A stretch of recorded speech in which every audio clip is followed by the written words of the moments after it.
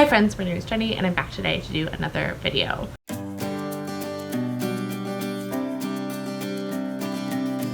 Just a PSA, it is pouring down rain right now because it's summer in Atlanta. You can hear the rain in the background. Sorry, not sorry. Hopefully it adds some ambiance or something. So today I'm going to be going over all of my anticipated releases for the second half of 2021. In the past, since I started my channel, I've been doing quarterly anticipated releases videos. However, I don't think there will be a ton of books that I'm super interested in that are coming out in that last quarter of the year, and two, honestly, I just don't think I'll have the time to like put together the anticipated releases videos that I like to do for that last quarter. So I'm just including all the books that I've like heard about and I'm excited about for that last quarter in this video. So there are 40 books that I'm going to be talking about today. That's quite a few, so I'm gonna, as I usually do with my anticipated releases videos, kind of go rapid fire style through them. I don't know a ton about any of these books because I've not read any of them, but I do have a few early copies of some that I definitely will be pointing out, and then I have one or two that I'm just like super excited for that I'm almost definitely going to like pre-order or buy right away. The rest of them I'm just intrigued about, as with all my anticipated releases videos. So let's just jump into the books. Starting in July, on July 6th, I have 3 books that I'm interested in. The first of those is Build Your House Around My Body by Violet Coopersmith. This is coming out from Random House and is a literary fiction slash, it sounds like almost horror novel based on some of the early reviews I've been seeing, that takes Vietnamese history and folklore and kind of uses it to tell a story about a family, and it sounds like there's some like ghosts and possession involved, so I think that's where the horror elements come in. I'm intrigued about that. I don't know a ton about Vietnam and its history, and so I would be curious to kind of learn more through a novel, which I think is why I originally put this on this list. Another one coming out on July 6th is Anyway the Wind Blows by Rainbow Rowell.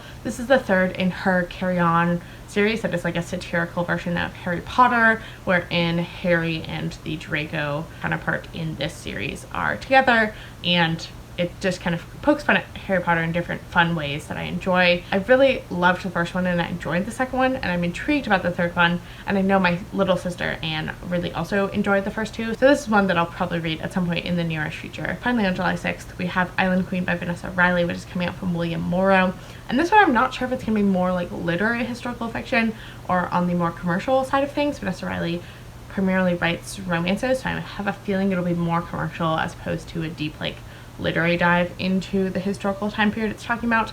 But the plot synopsis of this book is that it's about a real-life woman, or a fictionalization of a real-life woman by the name of Dorothy Kerwin Thomas, who was born a slave in the Caribbean and eventually through her life was emancipated from slavery and ended up becoming one of the wealthiest landowners in the Caribbean during, I believe, the 1700s. So I'm very intrigued about this one. It's very long too. It's like almost 600 pages, and I think it's just kind of an epic of her life story. I assume because Vanessa Riley has written romances in the past that there'll be some romantic involvement here, but maybe not. Maybe it's just about her being an independent woman who became this wealthy landowner and kind of entered into the elite of London at this time, at a time when former slaves or black people in general were not doing so. So excited about this one. I've also seen a lot of other people on BookTube in various different spheres seem kind of interested in this one, so I feel like other people will be talking about it, so I may be able to gauge my kind of interest level in this one after I've seen a few more people on BookTube that I follow review it. Then I also have 3 releases coming out on July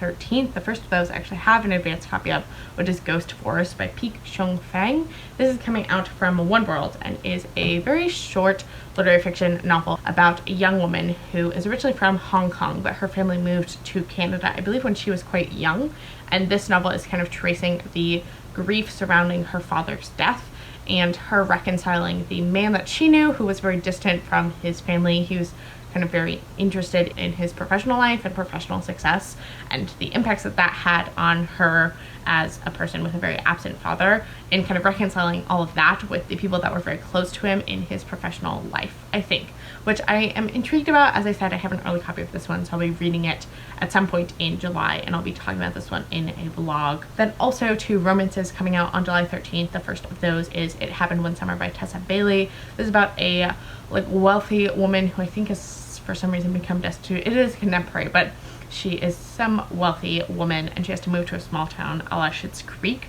You know, they like lose all their money in some sort of laundering scheme or something, and she gets involved with a like grumpy man that lives in this tiny beach town who I don't think wants her to be there, and obviously romance ensues. Sounds really fun. I also enjoyed Tessa Bailey's last book, which was Tools of Engagement, that I read last fall, I believe. Really enjoyed that one quite a lot, so I'm excited for this one as well. And then While We Were Dating by Jasmine Guillory is also coming out from Berkeley, and this is a like famous not famous romance, it sounds like, and our main leading lady is an actress, and she gets, I think, put into a fake relationship with a man who's working in advertising, and obviously the two of them develop real feelings for one another over the course of their fake dating relationship, I think. Editing Jenny here. I realized in editing this video that I forgot one of the books that I was hoping to mention, which is She Who Became the Sun, which is coming out on July 20th from Tor, and this is by Shelley Parker Chan, and is a debut fantasy novel that is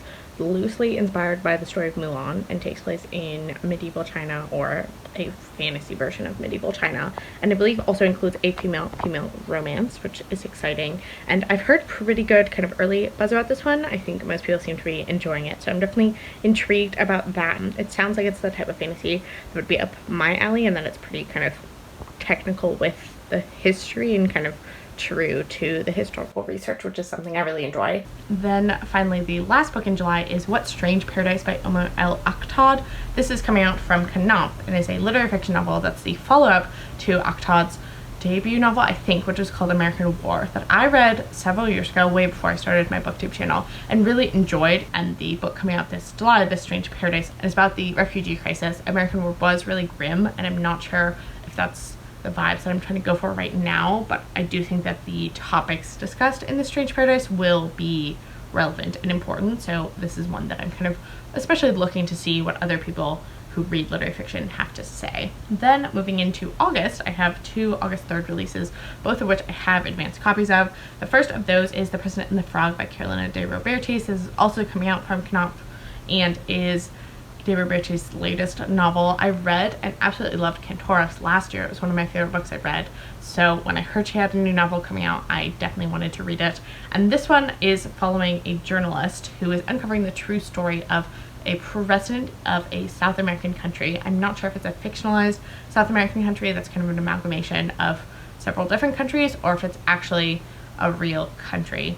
Don't know. Will let you know once I read this book, which I will be reading along with Ghost Forest in a vlog at some point in July. So the journalist is kind of uncovering the president's life story and kind of, I believe, his political involvement in a dictatorship slash coup that happened in the South American country in question. So I'm super intrigued about that. I really enjoyed the way Robertis talked about the politics of South America, which is not something I know a ton about. And so I feel like this novel will also both help me learn more about the history, like the recent history of South American politics, while also telling a hopefully fascinating story that somehow involves a frog.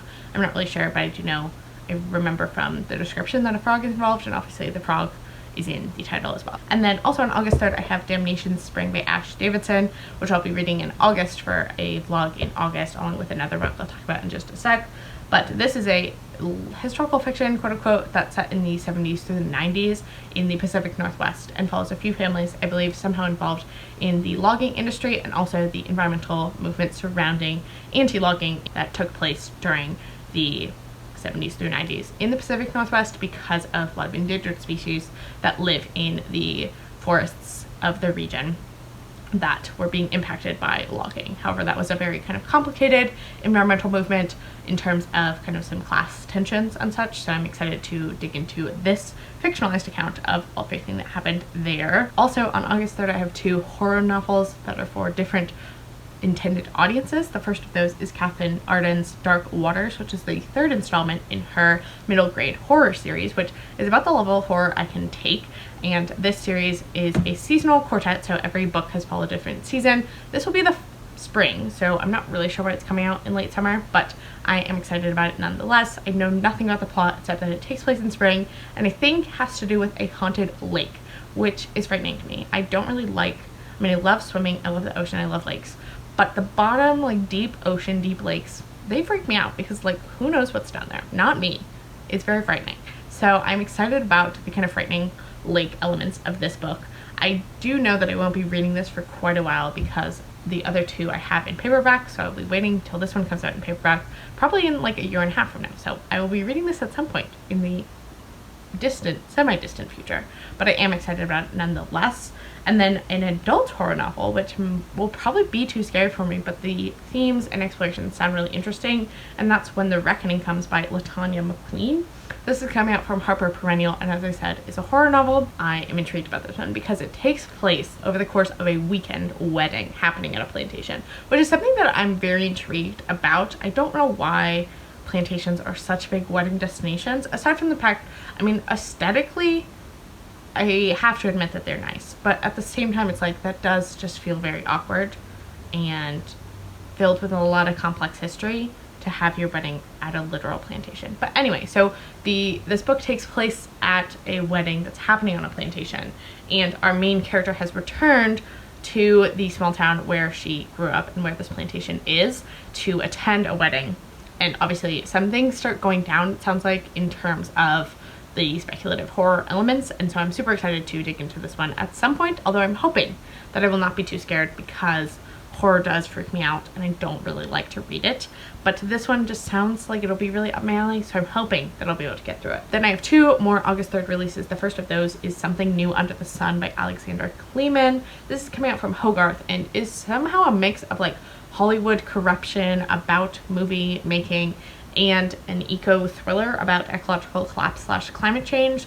I think it's kind of a commentary on like the future of Hollywood because of the effects that climate change will have on Southern California in terms of drought and water availability and wildfires and all the kind of things that are kind of in the discussion surrounding California now in the news related to climate change. And so I think this one is kind of taking that to the next step in terms of like ecological collapse. So I'm intrigued about that. I don't care a ton about Hollywood. I'm not a big movie person in the slightest. I actually don't really even watch movies at all, but this one sounds intriguing to me, particularly given obviously the ecological elements, and I think it has some kind of mystery thriller pacing, so I'm excited about this one as well. And then finally on August 3rd is Radiant Fugitives by Noise Ahmed, and this is coming out from Counterpoint. It is a family saga that takes place during the Obama years and is following a Muslim Indian family who is living in the Bay Area and also rural Texas, and I believe the family is kind of reconciling the like changing political landscape of America during this time. I do love good family saga. Then moving on to August 10th, the first one I have an early copy of, and that's The Arbonaut, A Life Discovering the Eighth Continent in the Trees Above Us by Meg Lohman. This is coming out from FSG, and I'll be reading this one along with the fictional book Damnation Spring for a reading vlog in August. And this is a memoir of Meg Lohman's experience as a canopy ecologist. So she spent her professional and academic life studying the tree canopy, and I believe this is both a book kind of teaching the reader about the tree canopy and the kind of ecology and biodiversity that lives there, while also discussing her path through academia and the type of work that she's done, which sounds very akin to Lab Girl, which is one of my favorite books, so I'm excited about this one. I do know a little bit about the tree canopy, but definitely I could learn a lot more. Also on the 10th of August, another nonfiction book is Everything I Have Is Yours, A Marriage by Eleanor Henderson, who wrote The 12 Mile Strait, which is one of my favorite books. I loved that book. And this is a memoir coming out from Flatiron that's about her husband and their marriage, obviously given the title, as her husband has some chronic illness. And I'm not sure what chronic illness it is, but I believe the memoir is just kind of exploring the ways that this chronic illness that I think developed after or right around the time that they were kind of getting serious in their relationship, or right around the time they got married. And I think this memoir is just kind of exploring the ways that his chronic illness has kind of impacted their relationship and marriage over the course of the years that they've been together. And then finally on August 10th is The Manning Tree, which is by A.K. Blakemore, and this is coming out from Catapult, and is a literary historical fiction novel that takes place in the 1600s and follows a witch hunt that happened in England, I assume in Manning Tree, maybe? And I don't know much else about it, but it seems cool. Then finally, on August 31st, The Heart Principle by Helen Huang is coming out from Berkeley, and I love Helen Huang. She wrote The Kiss Quotient, which is one of my favorite romances, like, of all time. One of the first I also read getting into the romance genre, and honestly, I've just been chasing the high when reading romances of The Kiss Quotient and like what joy that brought me. So I'm hoping that this third book will also bring me a lot of joy. I've been waiting also for it for quite a while because it was originally scheduled to come out in like May of 2020, and now it's coming out in August of 2021. So me and all the other Helen Huang fans out there on BookTube and in the book reading world have been waiting for this book for a long time, so I'm excited about it. I don't know anything about it, so I can't tell you what it's about, but I'm excited about it. Then moving into September, the first book that I'm absolutely the most excited for on this entire list is coming out on September 7th, and that's Beautiful World Where Are You by Sally Rooney. I know very little about this book, but that's intentional because I'm going to read it regardless of what it's about. But I did hear someone talk about it recently, and they said that it's about 4 millennials who are all traveling together, and I believe 2 of them are in a relationship and 2 of them are childhood best friends, and they begin flirting again. But it sounds like there's also some queer elements to it. I think it's 2 boys and 2 girls, or 2 men and 2 women, whatever you want to call them. And I think there's some queer elements of them and the flirtations and the relationships that are happening during this book. I don't know. I'm excited. I'm gonna read it regardless of what it's about. Then also on September 7th is Mom Jeans and Other Mistakes by Alexa Martin, which is coming out from Berkeley. And this is Alexa Martin's kind of transition from traditional romance to more like women's fiction, as this is following 2 best friends, one of whom is having a baby, but she's having the baby by herself. The father of the baby is not in the picture, and I believe her best friend decides that she's going to help her with caring for the baby, and they kind of take that on together and co-parent together, and that just sounds really lovely. I don't feel like there's a ton of stories about that, but I really like that concept, and so I am very intrigued about this one. I have read Alexa Martin's romances in the past. She had like a football series going, and I've only read the first one from that series, which was called Intercepted. I just checked my bookshelf to confirm, and I really enjoyed that one. I really liked her writing style, so I feel like this one will be fun as well.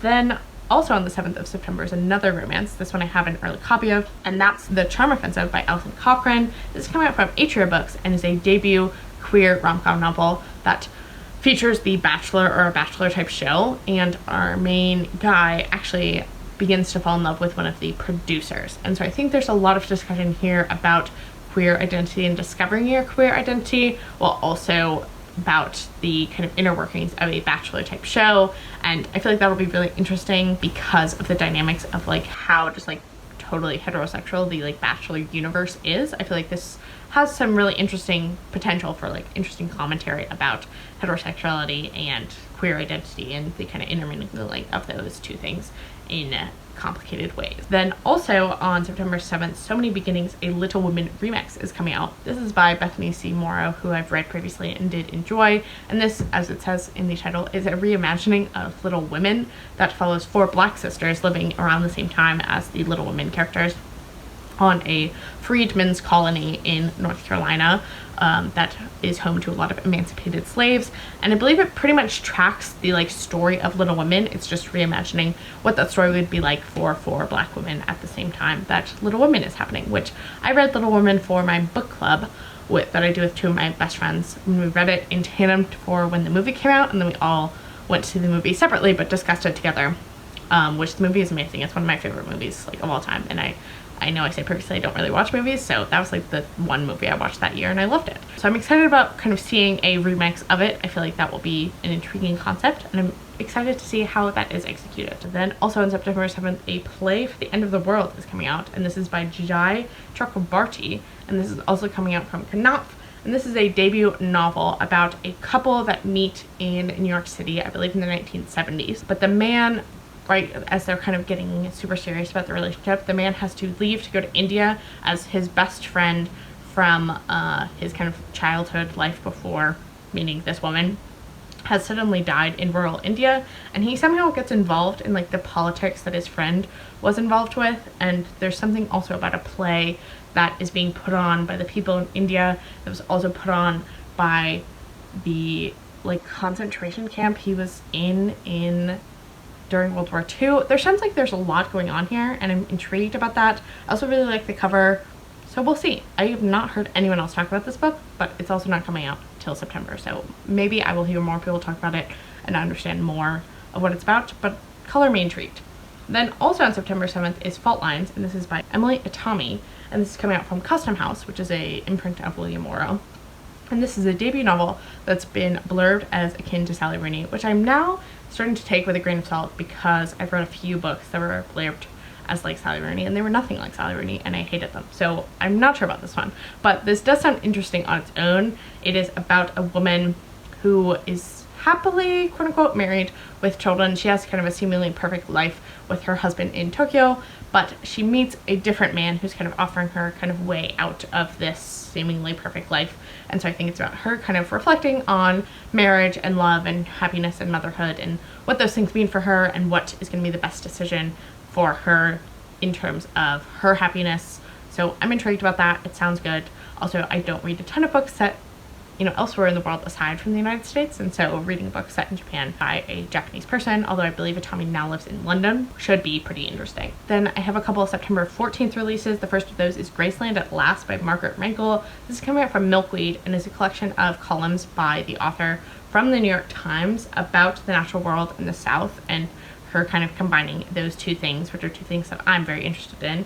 And it said from the blurb that it's a weekly dose of natural beauty, human decency, and persistent hope from her home in Nashville. So I'm excited about this one. I feel like this would be a nice kind of read through it slowly and think about the things. I'm not familiar at all with her New York Times column, but hopefully this will be fun. And then also on September 14th, Alexis Dario is coming out with another book, and that's A Lot Like Adios. This is coming out from William Morrow and is a second chance romance about two people who I assume are related somehow to our main leading lady in You Had Me at Ola. She has quite a big family, and I assume that's the best direction to like take this series, as I think that this book is somehow connected to You Had Me at Ola. But that's all I know about it, but I did really enjoy You Had Me at Ola, so I'm excited to see Alexis Dario's next book. Then finally on September 14th is The Spectacular by Zoe Whittle. This is coming from Ballantine Books, and it sounds like a book that I would have been really into like 3 or 4 years ago. Not sure if I'm still into it now, but I am intrigued enough to have put it on this list. And it's about 3 generations of women living in the 1990s. One is a cellist in an indie rock band, which is primarily what interested me because I played the cello, not in an indie rock band, but through my K through 12 education. And while I don't play it anymore, really have any interest in continuing to play it, that is something that has always kind of piqued my interest, is when other people play the cello. So she is the youngest of the 3 generations of women that we follow in this novel, and then her mom and her are estranged, but we're also following her mom's story, and she's, it sounds like, a yoga instructor, and then we're also following the grandma's story, and they're all kind of working through different issues surrounding like femininity and gender in general, and apparently they're all striving for real freedom in this startling, provocative novel. So I'm intrigued about that for sure. Then finally 2 September 21st releases. The first of those is Our Biggest Experiment, an epic history of the climate crisis by Alice Bell. This is coming out from Counterpoint Press and is apparently a feminist history of the climate crisis and the history of female scientists who have been worried about climate change, but because we live in a patriarchal society, their voices have not really been heard. I do have concerns that this will, particularly because it's from a pretty progressive publisher, scorn me like Overheated did, which I read back in April, in that it Overheated really centered a lot of kind of political ideology that I felt wasn't very pragmatic. However, given that this is a history book about the climate crisis, I feel like it will be more informative and kind of more relevant to like my interest and perspective. Finally, on September 21st, we also have The Hill We Climb by Amanda Gorman, who, in case you have forgotten or you don't know, Amanda Gorman gave the inaugural poem at Biden's inauguration. And it was beautiful. It was called The Hill We Climb, and it was basically about how America is still an unfinished story, and there's a lot more progress that's needed, but that doesn't mean America is inherently broken. It was just very like moving, very, I think, connected to Biden's goals, and I think everyone just kind of was captured by Amanda Gorman. She's also like 21 years old, so she is just great, and literally immediately after she gave that poem, she got like a mini book deal, I assume, and this is her first poetry collection that includes The Hill We Climb as well as some other poems. It's technically designated for young readers. I think it's like a middle grade YA audience, but I am still intrigued about them. I really liked The Hill We Climb as a poem, and I feel like she'll write some other good poems. Then moving into October, on October 5th, we again have many first Tuesday of the month releases. The first of those I also have an early copy of, and that's Sanfoka by Chibundu Anuzu, and this is coming out from Catapult. And Anuzu is a Nigerian author who lives in London, and this is it sounds like almost commercial fiction, but still literary fiction novel about a young woman who is returning to Nigeria, having lived most of her life in America, to search for her estranged father, who has maybe died, or she just doesn't really know that much about him. And so this is kind of a journey back to Nigeria and back to her home roots to learn more about her father and her family's history. I'm excited about this one. I have an early copy, so I'll definitely be reading it sooner rather than later. Then also on the 5th of October is a YA nonfiction book, which is primarily why I'm interested in it, because I don't know what a YA nonfiction book would be like. So I kind of want to check it out just to purely see what young adult nonfiction looks like, because I only read adult nonfiction and I'm only really even familiar with adult nonfiction. Like, obviously young adults read nonfiction, but I think more about like the type of, you know, textbooks and stuff that you read in high school, unless they're like leisure reading that's nonfiction. So that's my primary interest. But I haven't even told you what the book is, which is Blackbirds in the Sky by Brandy Colbert, who I've also read previously, and I've really enjoyed her YA. I think she writes really great, accessible young adult stories that are enjoyable, but as I said, very accessibly written. And this is coming out from Balzer and Bray, and is about the Tulsa Race Massacre that happened in 1921. So obviously a very heavy topic, and so I'm just really intrigued. I mean, I definitely think Brandy Colbert will be able to handle that topic with a lot of grace and providing it in a way that gives a lot of information without being too dense or overwhelming. It also has a really great cover, so one that I probably will check out purely out of like curiosity of what this genre is like, but also to learn more about the Tulsa Race Massacre, because my knowledge is unfortunately pretty surface level. Then also on October 5th is one of my other like most anticipated releases, which is The Ex-Hex by Erin Sterling, which is coming out from William Murrell also. And this is a romance novel that apparently combines Hocus Pocus, Gilmore Girls, and Small Town Georgia, which those three things love. Like, I love that combination. I feel like that's perfectly made for me. Hocus Pocus is, again, another movie that I absolutely love. I watch it every Halloween without fail because it's the greatest movie of all time. Gilmore Girls, also a huge fan. Have definitely rewatched many episodes many times. And then obviously I like Georgia. I feel like that's a fun setting for a romance. So I'm excited about this one. I think the actual plot is that our main female character has somehow summoned her ex-boyfriend back to their small town, but she didn't think magic was real, or she didn't think she was a witch or something, and so like weird things are happening and it's Halloween time. I don't know, it sounds fun. Then also on October 5th, coming out in the States, is Small Pleasures by Claire Chambers. This is coming out also from Custom House. I feel like I've mentioned Custom House a lot in this video. And this, I feel like a lot of people have already heard of because it was on the Women's Prize long list. I don't think it made the short list, but it's about a woman living in the 1950s in Britain, and she is pregnant, and I believe it's like an immaculate conception situation, and I think it has to do with kind of being a housewife in the 1950s and complicating the narrative surrounding that. Sounds intriguing. I've heard a lot of good buzz about it from people that have read it in the UK or gotten an advanced copy here in the States or order it from the UK because it's been out for quite a while. Then also on October 5th, a Holly Jolly Diwali is coming out from Sonia Lally. This is coming out from Berkeley and is a holiday romance, which it frustrates me to no end. I understand for publishing fiscal year reasons why Christmas holiday romances have to come out in early October, because like you need to kind of build up the buzz, and also that's just how the publishing like timeline works. But it's so annoying because who wants to read a Christmas romance in October? You want to read them in December, so why not have them come out at the beginning of December? I don't understand. It makes me annoyed. But this is a holiday romance, and I think Christmas is involved, but I definitely know obviously from the title that Diwali is involved, which is also an end of the year festival of lights. That's an Indian holiday in case you didn't know. And this is about two people who meet at a wedding, and our female lead is a very type A personality who has never kind of really done that many spontaneous things, but she meets this man at the wedding and they kind of have an instant connection, it sounds like, and so she's deciding whether or not she wants to be with him or she wants to have some dream job that she's being offered back in the States, I think.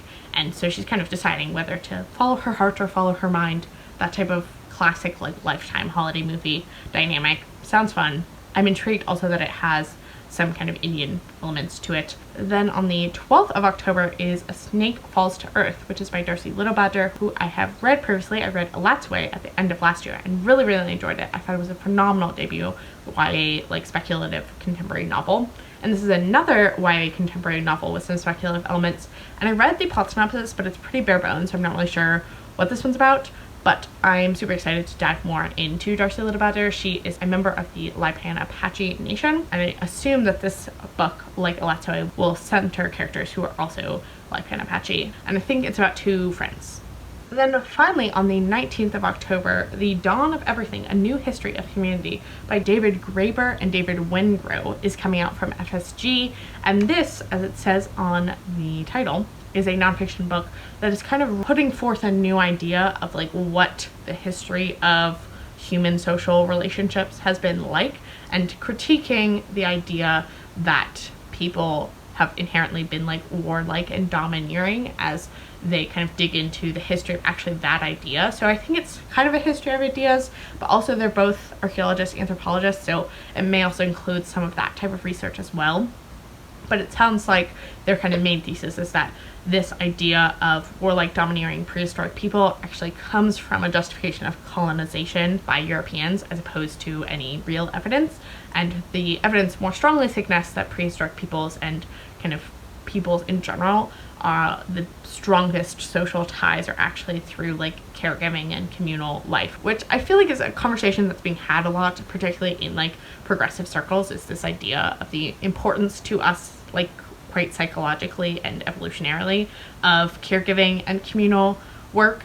And so I'm really intrigued to see that in a book, especially a book that's this size. I think it's like 700 pages. So this is not a book I'll be digging into anytime soon. So a very chunky nonfiction book that I hope to get to at some point in my life. Then moving into November, I only have 2 books for November, and both of them come out on the 9th of November. The first of those is Noor by Nnedi Okorafor, which is Okorafor's latest work, and this is a science fiction book because Okorafor writes science fiction about biotech. And I think dives deeper into that. I assume it also has some kind of African futurism, which is something Okorafor also uses a lot in her work. And so yeah, I'm intrigued about that. I think biotech's intriguing. I think African futurism is intriguing. I like Nnedi Okorafor. I'm gonna read it. Then I also have an early copy of 5 Tuesdays in November, which is 5 short stories from Lily King, who wrote Euphoria, as well as Writers and Lovers, both of which I've read and really enjoyed. So I want to see her in short story form. I don't know anything about these stories. I don't know if they're interconnected. I don't know the general kind of themes tying them together, but I do have an early copy and I am intrigued to get to them sooner rather than later. And then finally, moving into December, I also have 2 December releases, both of which are coming out on the 7th of December. The first of those is The Righteous by Renee Audier. This is the 3rd in her historical vampire series that I think is called The Beautiful. They're set in New Orleans in the 1870s, and I just really like them. They're really atmospheric. I don't really like the audiobook narrator, but I like listening to them as audiobooks, so I will definitely be listening to this one on as an audiobook at some point after it comes out. I don't know anything about the plot of this one. I don't want to know anything about the plot of this one. I will just be reading it. And then finally, another YA author, although I think this book is technically for adult audiences, and that's A History of Wild Places by Shay Earnshaw. This is coming out from Atria. So I put this on my list because I've read Earnshaw's previous 2 books and I really liked how atmospheric they are. And while this doesn't sound exactly like the type of book I would read, I think I probably will still check it out because I enjoy her writing and the way that she develops atmosphere, which is a big thing for me as a reader. So, and this, according to the mini blurb, is a richly atmospheric adult debut following 3 residents of a secluded, seemingly peaceful commune as they investigate the disappearance of 2 outsiders. Intriguing. So I think it's kind of a mystery thriller. It might have some speculative elements as well as her previous 2 books did, and I really enjoyed both of those. They had some mysterious elements as well, now that I think about it. They're both for YA audiences, and so I'm excited to see her writing for an adult audience because obviously I am an adult and I primarily read adult fiction, so whenever an author transitions to adult, I'm always excited. And that's going to wrap up these anticipated releases. I've been talking for a really long time, so I hope this video is not terribly long. If you are excited about any of these books or excited about other books that I haven't mentioned that are coming out in the second half of 2021, do let me know down in the comment section below. Additionally, if you are new to my channel, I'd love to have you stick around and subscribe. I make new videos every Sunday for the most part, and I think that's about everything. I hope you're having a great rest of your day whenever you watch this, and I'll talk to you next time. Bye.